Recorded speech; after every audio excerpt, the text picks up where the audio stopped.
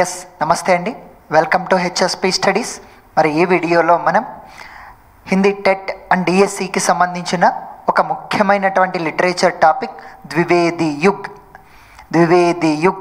ఈ ద్వివేది యుగ్ గురించి కంప్లీట్గా మనము క్షుణ్ణంగా మరి ఏ ఒక్క బిట్ మిస్ అవ్వకుండా ఎగ్జామ్లో ఖచ్చితంగా వచ్చేటటువంటి అంశాలని తెలుసుకుంటూ మనం ముందుకెళ్దాం. జాగ్రత్తగా వినండి. నిర్లక్ష్యంగా ఇంత రాదు ఇది రాదు అనేటటువంటి ఆ యొక్క యాటిట్యూడ్ ఉండకూడదండి. ప్రతి బిట్టు ఎగ్జామ్కి అవసరమే అని చెప్పేటటువంటి దృష్టికోణంతోనే మీరు చూడండి. ఎందుకంటే ఒక బిట్టుతో దాదాపుగా కొన్ని వందల మంది జాబ్ మిస్ చేసుకున్నారు. ప్రతి బిట్టు మన జీవితాన్ని డిసైడ్ చేస్తుంది. ద్వివేది యుగ్ లిటరేచర్లో ఆధునిక కాలంలో మొదటి యుగము భారతేందు యుగ్, రెండవ యుగము ద్వివేది యుగ్, మూడవ యుగము ఛాయావాద్, తర్వాత ప్రగతివాద్, తర్వాత ప్రయోగవాద్, దాని తర్వాత నయీ కవిత. ఈ విధంగా ఉంటాయండి. మరి రెండవ యుగమైనటువంటి ద్వివేది యుగ్ గురించి మనం తెలుసుకుందాం. దీనికే మరొక పేరు ద్వితీయ ఉత్థాన కాల్ అని కూడా అంటారండి. ఏమంటారు? ద్వితీయ ఉత్థాన కాల్ అని కూడా అంటారు.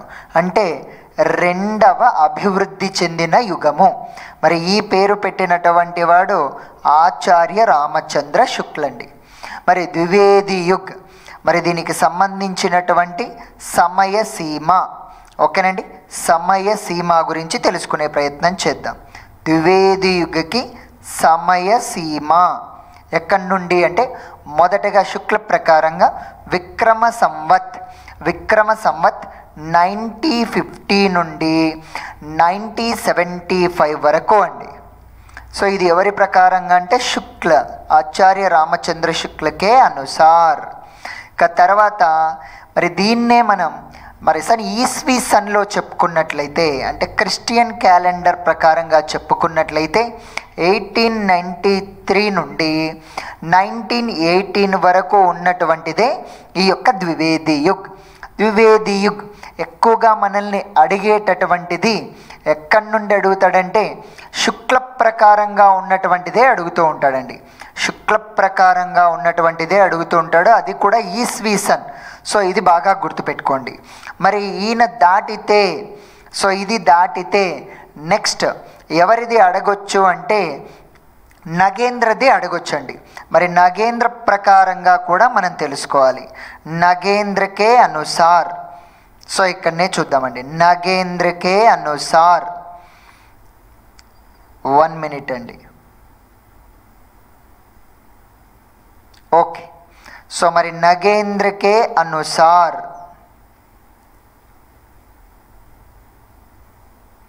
నగేంద్ర కూడా ఈస్వీ సన్లోనే తెలియజెప్పడం జరిగింది. 1900 నుండి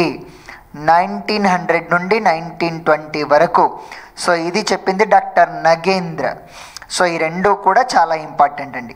शुक्ल के अनुसार 1893 से 1918 तक और नगेंद्र के अनुसार 1900 से लेकर 1920 तक. ఓకేనండి. సో ఇక తర్వాత మరి ఆధునిక కాలంలో మొదటి యుగము అని దేన్ని అనుకుంటున్నామండి? భారతేందు యుగ్. భారతేందు యుగ్ అండి. దీన్ని ఏమంటామంటే ఆధునిక కాల్కా ప్రవేశ ద్వార్ అని పిలుస్తూ ఉంటారు. ఏమంటాము? ఆధునిక కాలక ప్రవేశ ద్వార్ అని చెప్పేసి పిలుస్తూ ఉంటారు.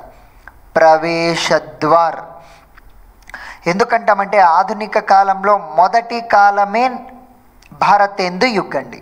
సో ఇంకా ఆధునిక కాలంలో ఎంటర్ అవబోతూ ఉన్నాం. ఇక దీనితో పోలిస్తే ఇంకొంత అప్డేట్ అయినటువంటి యుగం ఏదంటే ద్వివేది యుగ్. అందుకే ఈ ద్వివేది యుగ్ని ఏమని చెప్తామంటే ఇది ప్రవేశ ద్వారం, ఎంట్రన్స్ గేట్ లాంటిదైతే భారతేందు యుగ్. మరి ద్వివేది యుగ్ని విస్తృత ప్రాంగణ్, ఆధునిక కాలక విస్తృత ప్రాంగణ్ అని పిలుస్తాము. సో అంటే పెద్ద వరండా లాంటిది అని అర్థం అండి. ఓకేనా. ఇక తర్వాత భారతేందు యుగానికి ద్వివేది యుగానికి మరికొన్ని తేడాలను మనం చెప్పుకున్నట్లయితే, ముఖ్యంగా ప్రధానంగా భారతేందు యుగంలో స్వదేశానురాగ్ ఔర్ నవజాగరణ్. స్వదేశానురాగ్ అంటే భారతదేశం గురించి, భారతదేశం పట్ల బ్రిటిష్ వారి వ్యతిరేకత గురించి అప్పుడప్పుడే అవేర్నెస్ స్టార్ట్ అయిందండి. మనల్ని బ్రిటిష్ వాళ్ళు పట్టి పీడిస్తున్నారు, చాలా అన్యాయాలు అరాచకాలు మొదలు పెట్టారు అన్నటువంటిది భారతీయులకు తెలియడం ప్రారంభమైనటువంటి యుగం భారతేందు యుగం అండి. సో అదేవిధంగా ఎప్పుడైతే ఇలా తెలిసిందో కలకత్తాలో నవజాగరణ్, దీన్ని తెలుగులో సాంస్కృతిక పునరుజ్జీవనం అని అంటూ ఉంటాం. ఓకేనండి. సో కాబట్టి ఈ సాంస్కృతికంగా ఆర్య సమాజ్, బ్రహ్మ సమాజ్, ఇలాంటి ఫిలసాఫికల్ సొసైటీ, ఇలాంటి కొన్ని సాంస్కృతిక సంస్థలు ప్రారంభింపబడి బ్రిటిష్ వారిని వ్యతిరేకించడం స్టార్ట్ చేశాయి. అందుకే భారతేందు యుగములో, ఏ యుగములో అండి? భారతేందు యుగములో. సో జాగ్రత్తగా రాసుకోండి. భారతేందు యుగములో స్వదేశానురాగ్ మరియు నవజాగరణ్, ఈ రెండు కూడా సూత్రపాత్ లేదా బీజ్ అంకురిత్ హుయే హై. సో అంటే విత్తనాలు మొలకెత్తాయి. ఈ రెండింటికి సంబంధించినవి స్వదేశానురాగ్ నవజాగరణ్ సే సంబంధిత్ బీజ్ అంకురిత్ హుయే హై. మరి భారతేందు యుగముతో పోలిస్తే ద్వివేది యుగమే. ద్వివేది యుగంలో ఏం జరిగిందంటే ఈ రెండింటికి సంబంధించినటువంటి విత్తనాలు పల్లవిత్ ఔర్ వికసిత్ హుయే. స్వదేశానురాగ్ నవజాగరణ్ సే సంబంధిత బీజ్ పల్లవిత్ అంటే ఆకుగా మారాయి, పుష్పించి ఫలించడం మొదలుపెట్టాయి. పల్లవిత్ ఔర్ వికసిత్ హుయే. బిట్టి ఈ విధంగా అడుగుతాడండి జాగ్రత్తగా. మరి కిస్ యుగమే స్వదేశానురాగ్ నవజాగరణ్ కే బీజ్ అంకురిత్ హుయే అని అడుగుతాడు. ఏదండి? భారతేందు యుగ్. మరి ఇస్ యుగమే స్వదేశానురాగ్ నవజాగరణ్ కే బీజ్ పల్లవిత్ ఔర్ వికసిత్ హుయే. ఏదండి? ఎస్, ద్వివేది యుగ్ అండి. మరి ఇప్పుడు నెక్స్ట్ ద్వివేది యుగ్ యొక్క అన్యనామ్, మారు పేర్ల గురించి తెలుసుకునే ప్రయత్నం చేద్దాం. ద్వివేది యుగకే అన్యనామ్ ఏమేమి ఉన్నాయి? మరి దీన్ని ద్వితీయ ఉత్థాన కాల్ అని పేరు పెట్టినటువంటి వాడు. ద్వితీయలో ద్వి ఉంది, ద్వివేది యుగలో ద్వి ఉంది, గుర్తుపెట్టుకోండి. ద్వితీయ ఉత్థాన కాల్ అని అన్నటువంటి వాడు ఆచార్య రామచంద్ర శుక్ల అండి. మరి ఈ విధంగా ఉంటూ మరి సన్ ఈస్వి మరి 1883 నుండి 1893 నుండి అండి. ఓకేనా. 1893 నుండి మరి 1918 తక్ ఇక్కడి వరకు ఉన్నటువంటిదంతా కూడా మరి ఈ యొక్క ద్వివేది యుగ్ అని పేర్కొన్నాడు ఆచార్య రామచంద్ర శుక్ల. మరి దీన్ని, ఈ ద్వివేది యుగ్నే ఆధునిక హిందీ కవితా కా దూసరా చరణ్ అని అంటారు. ఆధునిక హిందీ కవితా కా దూసరా చరణ్ అని దేనంటామంటే ద్వివేది యుగ్. ప్రథమ చరణ్ అయితే భారతేందు యుగ్ అండి. మరి ఇదే ద్వివేది యుగాన్ని జాగరణ సుధార్ కాల్ అని అన్నటువంటి వాడు డాక్టర్ నగేంద్ర. మరి నవజాగరణ కాల్ అని దేన్ని అంటారంటే భారతేందు యుగ్. జాగరణ సుధార్ కాల్ అని దేన్ని అంటామంటే ద్వివేది యుగ్. మళ్ళీ చూడండి, నవజాగరణ కాల్ అయితే భారతేందు యుగ్, జాగరణ సుధార్ కాల్ అంటే ఈ సాంస్కృతిక పునరుజ్జీవనంలో కొంత ప్రక్షాళన, మార్పులు చేర్పులు జరిగినటువంటి కాలము ఈ ద్వివేది యుగం అని అన్నటువంటి వాడు నగేంద్ర. మరి అంటూ ఈ యొక్క సమయ సీమను మరి 1900 ईस्वी से लेकर 1920 तक माना है. किसने माना है? నగేంద్ర నే మానా హై. ఇంకా అంతేకాకుండా ఈ ద్వివేది యుగంలో ఎక్కువగా అనువాద రచనలు, ముఖ్యంగా బేకన్ యొక్క అనువాద రచనలను బేకన్ విచారమాల అనే పేరుతో అనువదించారు.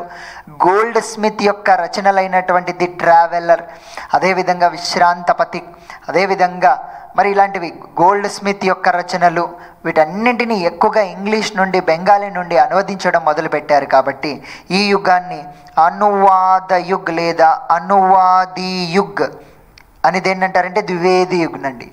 సో అంతేకాకుండా ఈ యుగాన్ని ఛాయావాద్ కంటే ముందు వస్తుంది కాబట్టి పూర్వ ఛాయావాద్ యుగ్ అంటారు, పూర్వ ఛాయావాద్ అని కూడా అంటారు. సో ఇవన్నీ కూడా ద్వివేदी युग के अन्य नाम. द्वितीय उत्थान काल, आधुनिक हिंदी कविता का दूसरा चरण, जागरण सुधार काल, ఇది ఇంపార్టెంట్, అన్నవాడు నగేంద్ర, అనువాద యుగ్ అంటారు, పూర్వ ఛాయావాద యుగ్ అని కూడా అంటూ ఉంటారండి. సో ఇంకా కూడా మరి ఈ కాలం నాటి పరిస్థితుల గురించి తెలుసుకుందాం. మరి ముఖ్యంగా యుగీన పరిస్థితియా, యుగీన పరిస్థితియా, ఓకేనండి.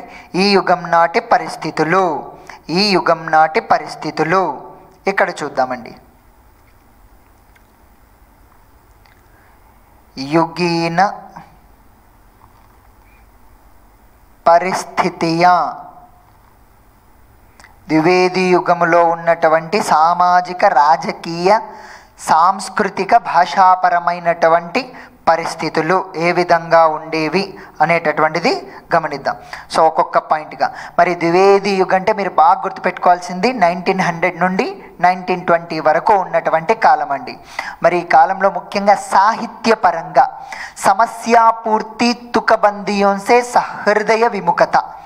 సమస్యాపూర్తి అంటే ఏదైనా ఒక సమస్యనిచ్చి పురాణాలను ఆధారంగా చేసుకొని అలా ఇస్తే దాన్ని పద్యం రూపంలో పరిష్కరించాలి.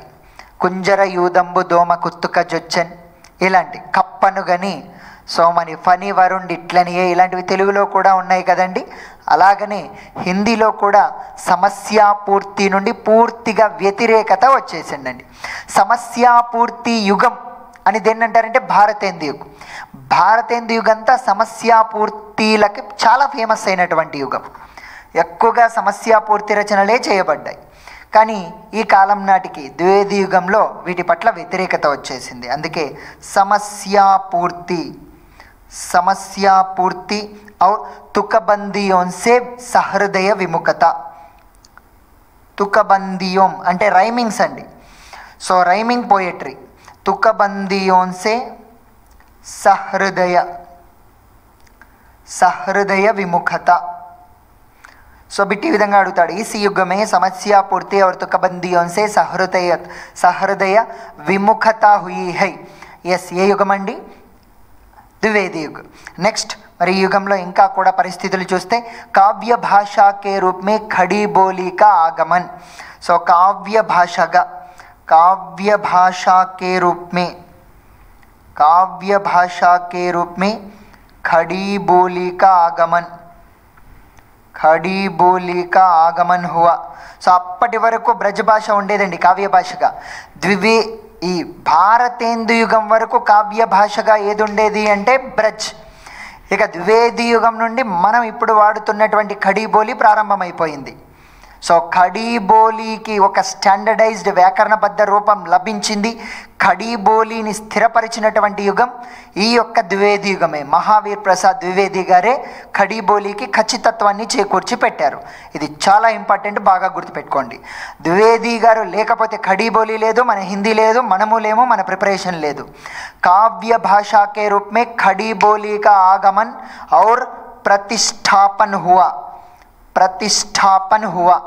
ఇక తర్వాత 1900 నుండి 1920 వరకు మరి ఈ మధ్య కాలంలో ఇంగ్లీషు ప్రభుత్వం పట్ల, ఆంగ్లేయ ప్రభుత్వం పట్ల పూర్తి వ్యతిరేకత సమయం. ఈ సమయము అంగ్రేజీ సర్కార్కే ప్రతి, అంగ్రేజీ సర్కార్కే ప్రతి విరోధ భావ్, వ్యతిరేకత పూర్తిగా వచ్చింది. సో అదే భారతేందు యుగంలో కొంతన్న సమర్థించారు, ఇంగ్లీష్ వాళ్ళను మెచ్చుకుంటూ రాజభక్తి రచనలు రచించారు. కానీ ఈ కాలంలో రాజభక్తి లేదండి, ఓన్లీ దేశభక్తి, ఓన్లీ దేశభక్తి. సో బ్రిటిష్ వాడు ఎక్కడున్న రాజు అయినా సరే వాడిని వ్యతిరేకించేశాడు. ఇక నెక్స్ట్ ముఖ్యంగా ఈ కాలంలో మరి ఉద్యమాల పరంగా తీసుకున్నట్లయితే విదేశీ వస్త్ర బహిష్కరణ అనేటటువంటిది జరిగింది. విదేశీ వస్త్రోం కా బహిష్కార్, विदेशी वस्त्रों का बहिष्कार हुआ। किस युग में? यस, द्विवेदी युग में। ఇక 1905లో సో ప్రధాన సంఘటనలను మనం తీసుకున్నట్లయితే 1905లో బెంగాల్ విభజన అనేటటువంటిది లార్డ్ కర్జన్ గారు చేయడం జరిగిందండి. బెంగాల్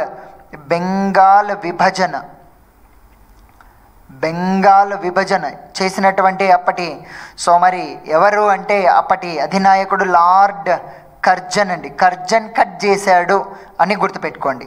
తర్వాత 1906లో ముస్లిం లీగ్ అనేటటువంటిది స్టార్ట్ అయింది. ముస్లిం లీగ్ అనేటటువంటి సంస్థ ముస్లింల యొక్క అభివృద్ధి కొరకు, వేర్పాటు కొరకు ముస్లిం లీగ్ అనేటటువంటి సంస్థను స్థాపించడం జరిగింది. ఇక తర్వాత ముఖ్యంగా భారతేందు యుగానికి మరియు ద్వివేది యుగానికి మధ్య గల తేడాలను మనం తీసుకున్నట్లయితే భారతేందు యుగంలో, ఏ యుగంలో అండి? భారతేందు యుగంలో దేశభక్తి, రాష్ట్రోత్థాన్, స్వతంత్రత, స్వదేశీ అభిమానం ఈ 4 కూడా ప్రారంభమయ్యాయి. ఏవేవి అండి? దేశభక్తి మరియు రాష్ట్రోత్థాన్ మరియు స్వదేశీ అభిమానము మరియు ఈ యొక్క స్వతంత్రత ఉద్యమాలు అనేటటువంటివి.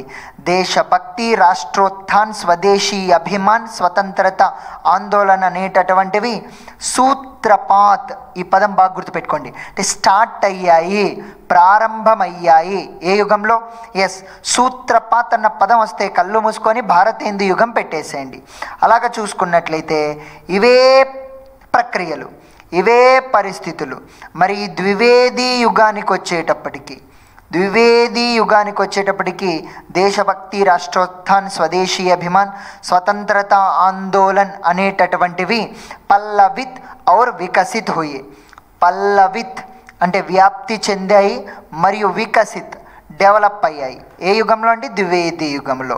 సో అందుకే ఈ ద్వివేది యుగం అనేటటువంటిది ఎవరి పేరు మీదుగా ఏర్పాటు చేయడం జరిగిందంటే మహావీర్ ప్రసాద్ ద్వివేది గారి పేరు మీదుగా ఈ పేరును నామకరణాన్ని చేయడం జరిగింది. కాబట్టి సో మరి ఈయన గురించి రామ్ విలాస్ శర్మ అనేటటువంటి వాళ్ళు, రామ్ విలాస్ శర్మ అనేటటువంటి ఈయన ఒక పుస్తకం రాశాడండి, ఆచార్య మహావీర్ ప్రసాద్ ద్వివేది ఔర్ నవజాగరన్ అనేటటువంటి పేరుతో. సో ఏదండి? ఆచార్య మహావీర్ ప్రసాద్ ద్వివేది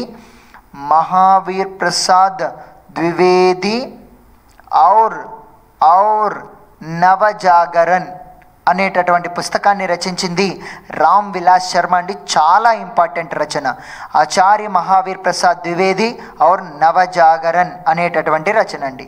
ఇక ఈయన గురించి రామ్ విలాస్ శర్మ ఏమన్నాడంటే హిందీ కా నవజాగరన్ కో హిందూ జాతి కా జాగరన్ అని అన్నాడు. హిందీ కా నవజాగరన్, హిందూ జాతి కా జాగరన్ అని అన్నటువంటి వాడు, హిందూ జాతి కా జాగరన్ అని అన్నవాడు రామ్ విలాస్ శర్మ అండి. రామ్ విలాస్ శర్మ. ఓకేనా? ఈ 2 డైలాగులు చాలా ఇంపార్టెంట్ ఇక్కడ. సో ఇంకా కూడా కొన్ని ద్వివేది యుగానికి సంబంధించినటువంటి మరికొన్ని ఇంపార్టెంట్ వివరాలను ఇక్కడనే తెలుసుకునేటటువంటి ప్రయత్నం చేద్దాం. ద్వివేది యుగం కాలం నాటి కొన్ని ఇంపార్టెంట్ విషయాలు సాధారణంగా చెప్పండి. సమయ సీమ ఎక్కడి నుండి? సార్ ఈస్వి 1900 2 సున్నాలు వచ్చినప్పటి నుండి 20 వరకు ద్వివేది యుగం. ద్వి అంటే 2 కాబట్టి 2 సున్నాలు 20 అండి. మరి ఈ యుగం యొక్క ప్రవర్తక్, ద్వివేది యుగ కా ప్రవర్తక్ మహావీర్ ప్రసాద్ ద్వివేది అండి. యుగ కా ప్రవర్తక్. మరి ఈ యుగంలో మామూలుగా చూసుకున్నట్లయితే ఏ పత్రికలో ప్రారంభమైంది, మరి ఏ పత్రికతో ఈ ద్వివేది యుగం ప్రారంభమైందంటే సరస్వతి అనేటటువంటి పత్రికతో ప్రారంభమైంది. మరి ఈ సరస్వతి పత్రిక ఎప్పుడు ప్రారంభమైందంటే 1900లో చింతామణి ఘోష్ అనేటటువంటి ఆయన ఈ సరస్వతి పత్రికను ప్రారంభించాడు. మొదటి సంపాదక కూడా ఈ చింతామణి ఘోష్ అండి. ఈయన తర్వాత బాబు శ్యామ్ సుందర్ దాస్. బాబు శ్యామ్ సుందర్ దాస్ తర్వాత ఈ మహావీర్ ప్రసాద్ ద్వివేది గారు. మరి 1903 నుండి 1917 వరకు, 1917 దగ్గర 1920 వరకు అండి, 1920 వరకు మరి ఈ యొక్క పత్రికా సంపాదకునిగా, ఈ సరస్వతి పత్రికా సంపాదకునిగా వ్యవహరించినటువంటి వారు మహావీర్ ప్రసాద్ ద్వివేది అండి. మహావీర్ ప్రసాద్ ద్వివేది. ఈయనకు మరి నాగరి ప్రచారిణి సభ వాళ్ళు ఆచార్య అనేటటువంటి ఉపాధిని అందజేశారు. నాగరి ప్రచారిణి సభ వాళ్ళు ఆచార్య అనేటటువంటి ఉపాధిని అందజేశారండి. మరి అదేవిధంగా ఈ యుగంలో, ఈ ద్వివేది యుగంలో హిందీ యొక్క శుద్ధ రూపం, వ్యాకరణబద్ధ రూపం, తప్పులు లేనటువంటి ఖచ్చితమైన ప్రామాణిక రూపాన్ని రూపొందించారు. ఆ రూపాన్నే ప్రచారం చేశారు, వాడారు. హిందీ భాషా కా శుద్ధ రూప ప్రచलन हुआ. हिंदी का शुद्ध रूप प्रचलन हुआ किस युग में? यस, द्विवेदी युग में. द्विवेदी युग में మరి इस युग का साहित्य का ज्ञान राशि का संचित कोश, ముఖ్యంగా ఈ సరస్వతి పత్రికను జ్ఞాన రాశిక సంచిత కోష్ అని కూడా అంటారు. అదేవిధంగా ఈ యుగాన్ని కూడా అదే పేరుతో పిలుస్తారండి. సో ద్వివేది యుగాన్ని మరి ఏమని అంటారంటే కనుక సాహిత్య ఏవం జ్ఞాన రాశిక సంచిత కోష్ అని కూడా అంటారు. సాహిత్య ఔర్ జ్ఞాన రాశిక సంచిత కోష్. ఎందుకంటే ఈ యుగంలో తెలియజెప్పినన్ని కొత్త విషయాలు, కొత్త సాహిత్య రచనలు ఇంకే యుగంలో రాలేదు. కాబట్టి సాహిత్యపరంగా, జ్ఞానం పరంగా, రెండింటి పరంగా ఎక్కువ భాండాగారాన్ని నింపుకున్నటువంటి యుగము ఈ యొక్క ద్వివేది యుగం అండి. అదేవిధంగా జ్ఞానరాశిక సంచిత కోష్ అని సరస్వతి పత్రికను కూడా పిలుస్తారు. యుగమైతే ద్వివేది యుగ, పత్రిక అయితే సరస్వతి పత్రిక. ఓకేనండి. సో ఇప్పుడు ఈ సరస్వతి పత్రిక గురించి కొన్ని ఇంపార్టెంట్ విషయాలను మనం తెలుసుకునే ప్రయత్నం చేద్దాం. చాలా ఇంపార్టెంట్ పత్రిక सरस्वती पत्रिका अंडी. सरस्वती पत्रिकनु 20वीं सदी के आरंभिक चरण का विश्वकोश అని అంటారు. సో 20वीं सदी के आरंभिक चरण का విశ్వకోష్ ఎన్సైక్లోపీడియా. 20వ శతాబ్దంలో మొదటి చరణములో ఒక ఎన్సైక్లో ఏది కావాలన్నా మనకు అందులో ఒక గూగుల్ లాగా ఏ నాలెడ్జ్ కావాలన్నా అందులో లభించేది. ఓకేనండి. సో విశ్వకోష్ అని చెప్పేసి పిలుస్తారు. మరి దీనికి ప్రారంభక్ ఎవరు అంటే చింతామణి ఘోష్ అండి. చింతామణి ఘోష్ ఎప్పుడు అంటే 1900లో అండి. ఎక్కడ ప్రారంభించాడు? ఇలాహాబాదులో ప్రారంభించాడు. ఇలాహాబాద్లో ప్రారంభించడం జరిగింది. మొదటి సంపాదకుడు కూడా ఎవరు అంటే ఈ చింతామణి ఘోష్ గారే. మొదటి సంపాదకుడు కూడా చింతామణి ఘోష్ గారే. సో ఎప్పటి నుండి ఎప్పటి వరకు అంటే 1900 నుండి 1902 వరకు అండి. ఎవరు? చింతామణి ఘోష్ అండి. ఇక తర్వాత 1902 నుండి 1903 ఒక్క సంవత్సరం పాటు సంపాదకునిగా వ్యవహరించింది బాబు శ్యామ్ సుందర్ దాస్ అండి. బాబు శ్యామ్ సుందర్ దాస్. మరి వీరి తర్వాత 1903 నుండి 1920 వరకు మూడవ సంపాదకుడు ఎవరు అంటే మహావీర్ ప్రసాద్ ద్వివేది అండి. ఓకేనా. సో మరి దీని గురించి మై సరస్వతికే చిర రుణి హో అని అన్నటువంటి వాడు బాబు గులాబ్ రాయ్. చిర రుణి హూ అని అన్నటువంటి వాడు గులాబ్ రాయ్. దీని గురించి మళ్ళీ నెక్స్ట్ కూడా వస్తుంది, అప్పుడు మరింత వివరంగా తెలుసుకుందాం. ఇప్పటి వరకు ఉన్నటువంటిది జాగ్రత్తగా. కహానీ విధ అనేది ఆరంభమైందే సరస్వతి పత్రికతో. కహానీ విధ అనేటటువంటిది ఆరంభమైంది సరస్వతి పత్రికతో. ఈ పత్రికను ప్రింట్ చేసినటువంటి ప్రెస్ ఇండియన్ ప్రెస్ అండి.